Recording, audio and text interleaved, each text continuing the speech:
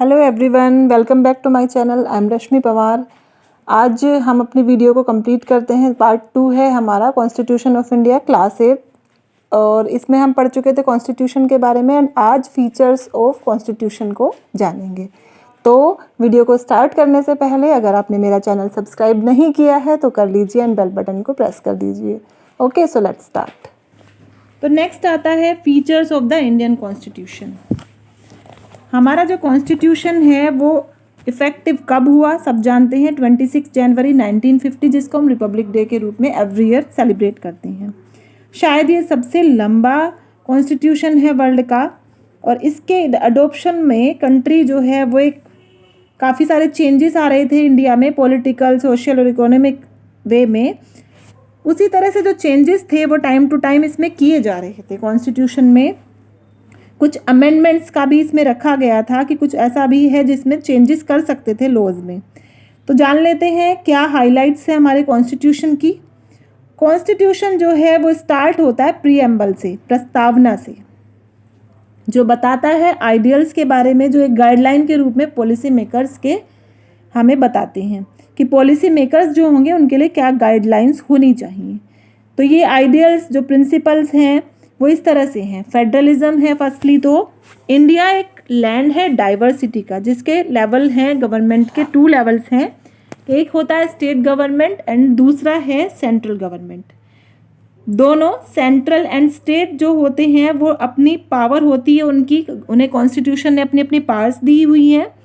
Union, state and concurrent जो list होती है वो उन पावर से डील करती है और एक दूसरे अपने अपने लेवल पर काम करती है।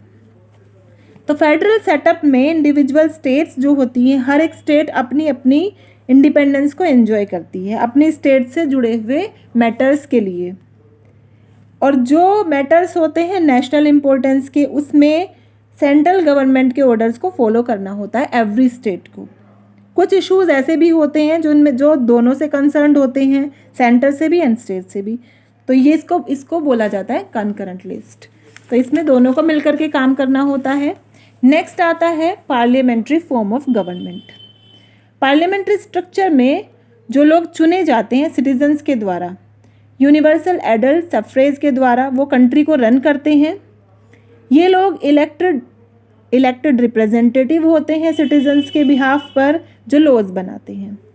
इंडियन कॉन्स्टिट्यूशन गारंटी करता है यूएएफ को, यूनिवर्सल एडल्ट फ्रेंचाइज को। इसका मतलब क्या होता है कि सभी सिटीज़न 18 ईयर्स या उससे ज़्यादा एज के, उनको सबको वोट देने का अधिकार है, राइट टू वोट है उनके पास।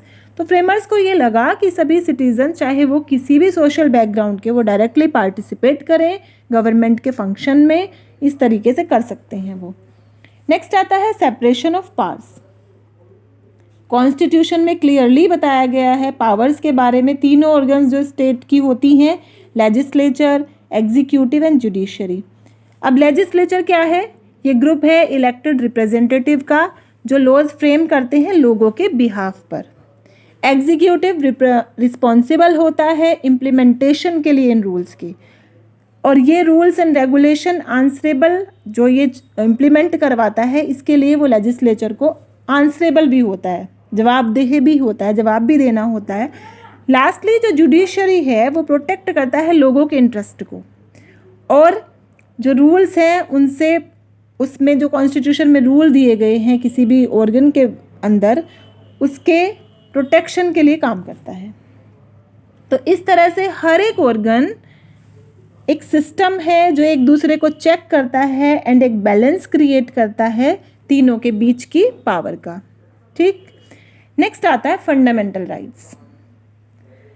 इंडियन कॉन्स्टिट्यूशन गारंटी देता है अपने सिटीजन्स को, कुछ राइट्स देता है जो हमारे वेलबींग के लिए, एंड जो इक्वलिटी, लिबर्टी और जस्टिस का जो आइडिया है उसको प्रमोट करने के लिए कुछ राइट्स उसने अपने सिटीजन को दिए हैं। वो क्या है?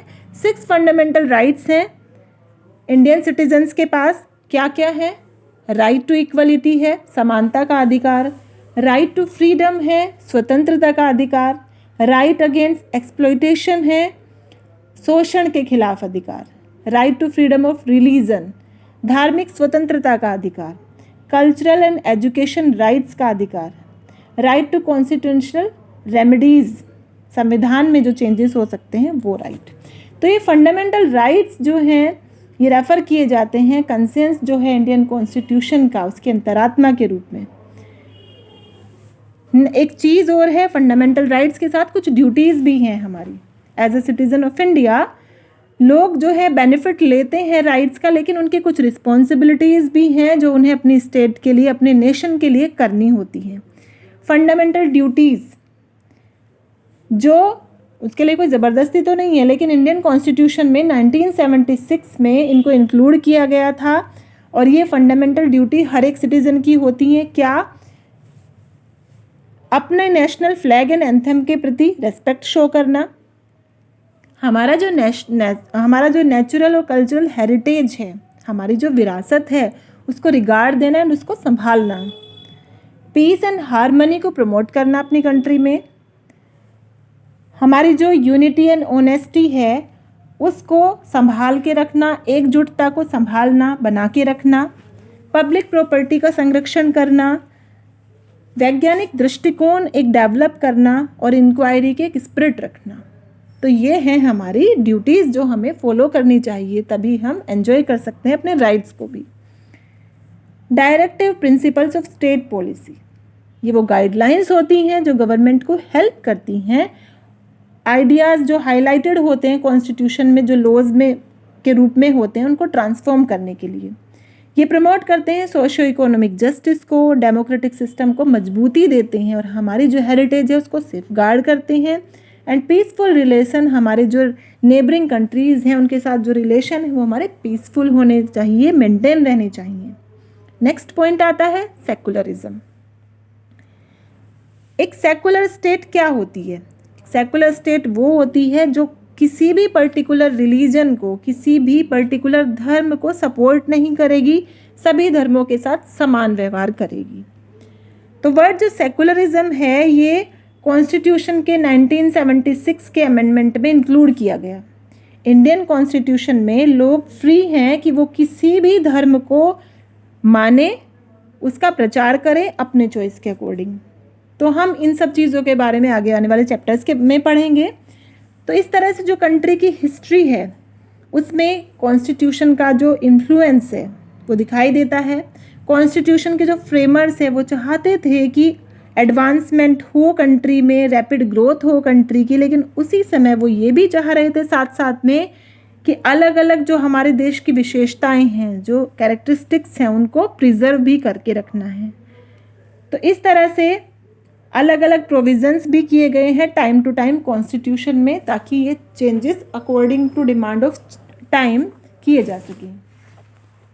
तो फंडामेंटल राइट्स आपने पढ़ लिए, फंडामेंटल ड्यूटीज़ पढ़ ली, चैप्टर आपका हो जाता है फिनिश। कॉन्स्टिट्यूशन के बारे में मैंने आपको बताया, ठीक है। तो ये वीडियो यहीं तक ही।